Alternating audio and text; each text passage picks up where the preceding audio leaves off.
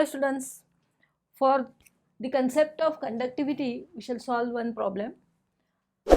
Conductivity of weak electrolytes decreases with increase in dilution because of.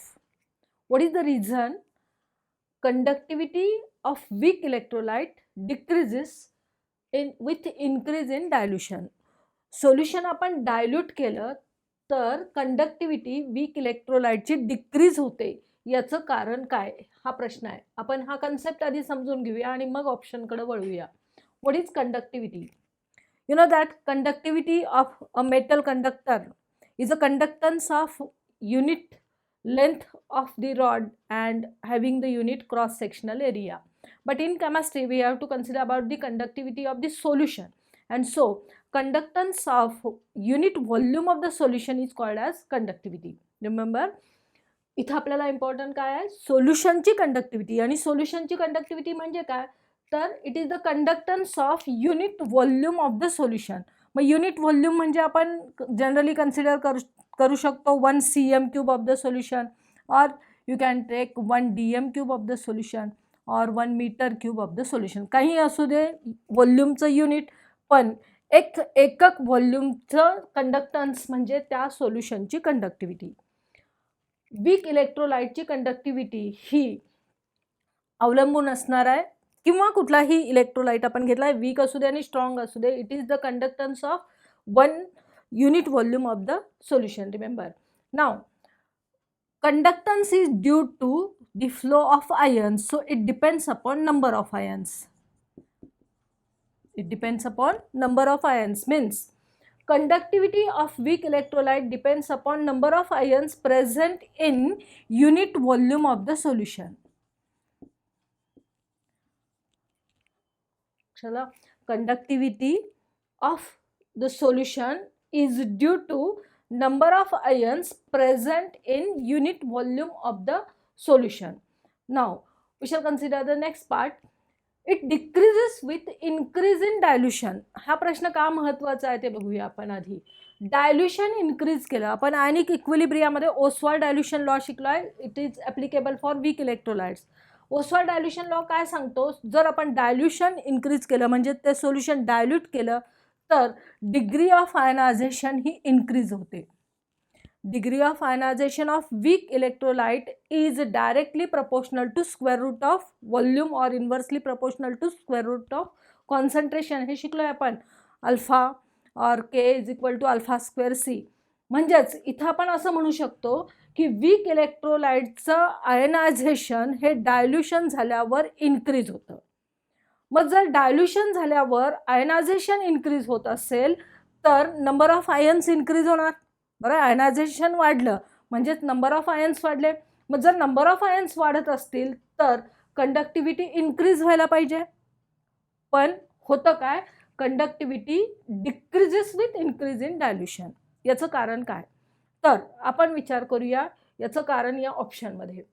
पहिला, increase in molecular attraction. Attraction मॉलिक्युल्समधलं attraction वाढतं. हा पर्याय बरोबर असणार नाही आहे. Second, that decrease in number of ions per unit volume. Remember here, number of ions per unit व्हॉल्यूमवर कंडक्टिव्हिटी अवलंबून आहे. जर इलेक्ट्रोलाइटची डायल्यूशन आपण वाढवलं तर कंडक्टिव्हिटी डिक्रीज होते, कारण तिथं number of ions per unit volume हे डिक्रीज होतात. हे का हे आपण नंतर बघूया. पहिल्यांदा हे ऑप्शन बघूया का नाही येणार ते. Increase in degree of association. Association, degree of association म्हणजे ते आयन्स असोसिएट होतात, एकत्र येतात. त्याचा काय संबंध नाही, कारण तिथं आयन्स आपल्याला गरजेचे आहेत कंडक्टिव्हिटीसाठी. And decrease in degree of ionization. Here remember, when we increase the dilution there is increase in degree of ionization according to Ostwald dilution law, so this option is wrong. So the correct option is decrease in number of ions per unit volume. इथं याचं explanation आपल्याला असं देता येईल की कंडक्टिव्हिटीचा विचार करताना आपण जर डायल्यूशन वाढवलं तर नंबर ऑफ आयन्स वाढतातच, but they are not increase in the proportion of the dilution. म्हणजे जेवढे वाढायला पाहिजेत त्या प्रपोर्शनमध्ये ते वाढत नाहीत आणि त्यामुळं number of ions per unit volume कमी होतात. म्हणजे मी एक साधं उदाहरण घेऊन सांगते तुम्हाला, एक एक्झाम्पल घेऊन सांगूया आपण. समजा आपल्याकडं 100 ml सोल्युशन आहे. Suppose we have 100 ml or 100 cm cube of the solution. Now suppose 500 ions are there. समजा त्या 100 ml मध्ये 500 आयन्स आहेत. 100 ml वीक इलेक्ट्रोलाइटचे घेतले आपण आणि त्यामध्ये आयन्स किती आहेत? 500 आयन्स आहेत. मग आपण असं म्हणू शकतो की conductivity of this solution is due to 500 ions and this depends upon number of ions per unit volume. म्हणजेच 500 आयन्स आहेत आणि ते 100 ml मध्ये आहेत, तर एका ml साठी किती आयन्स आहेत हे आपण कॅल्क्युलेट करू शकतो आणि ते आयन्स असणार मिळणार आपल्याला 5. So number of ions per unit volume is equal to 5. बरं आहे. जर सोल्युशन 100 ml होतं आणि त्यामध्ये 500 आयन्स होते, तर 500 हे 100 ml मध्ये असणार आणि म्हणून एका युनिट म्हणजे एका ml साठी किती आयन्स आहेत? 5 आयन्स आहेत. आता हे सोल्युशन आपण डायल्यूट केलं. डायल्यूट केलं म्हणजे यात वॉटर ओतलं आणि आपण याचं व्हॉल्यूम वाढवलं. Suppose this volume is 1000 ml. Volume is increase by 10 times. इथं नंबर ऑफ आयन्स इन्क्रीज होतात.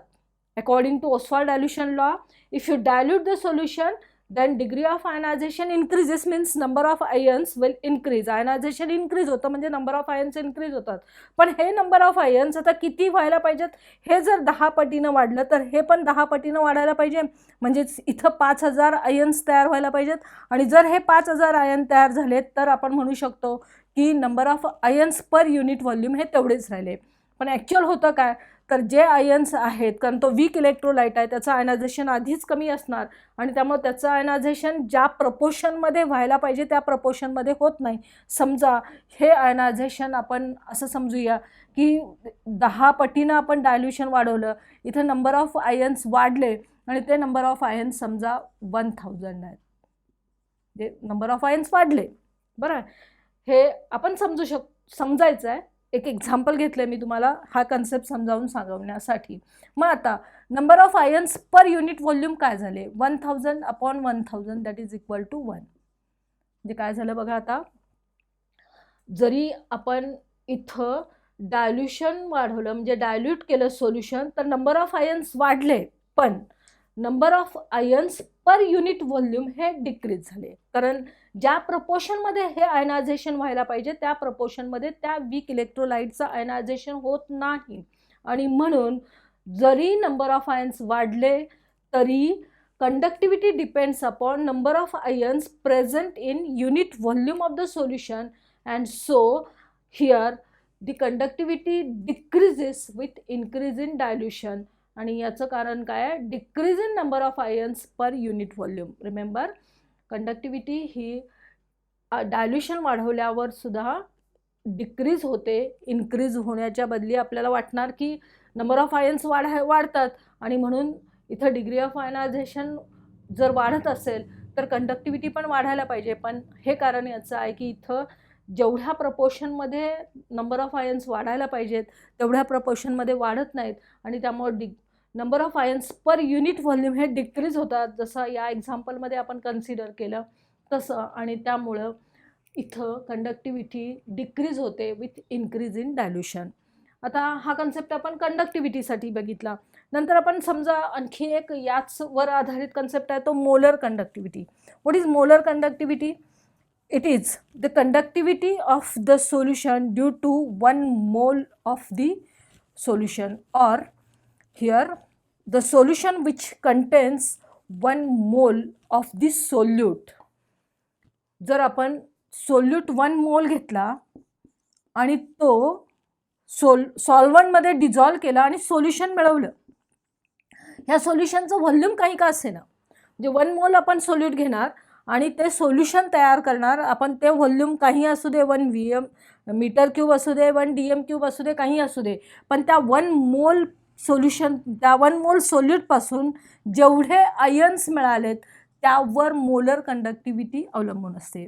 So molar conductivity is the conductivity which is produced by 1 mole of the electrolyte. So it depends upon number of ions produced by 1 mole of that electrolyte. So if it is strong electrolyte, number of ions will be more, and so molar conductivity will be more. If it is weak electrolyte, the number of ions will be less, and so molar conductivity will be less.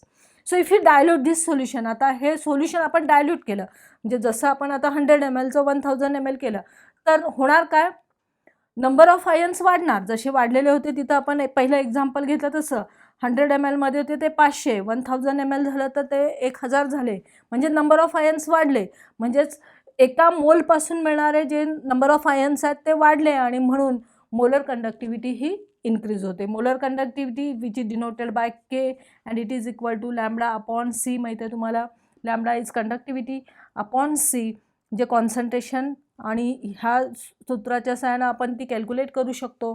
पण या प्रॉब्लेमच्या अनुषंगानं आपण molar कंडक्टिव्हिटीचाही विचार केला. इथं लक्षात ठेवा, conductivity of weak electrolyte decreases with increase in dilution, but molar conductivity increases with increase in dilution. molar conductivity he increase होणार, कारण मोलर कंडक्टिव्हिटी अवलंबून असते ती 1 मोल पासून किती आयन्स मिळतात त्याच्यावर, आणि कंडक्टिव्हिटी कशावर अवलंबून असते, the number of ions present in per unit volume of the solution. And so the answer is B, that is decrease in number of ions per unit volume. अशाच आणखी कन्सेप्टसाठी आपण पुढील व्हिडिओमध्ये भेटूया.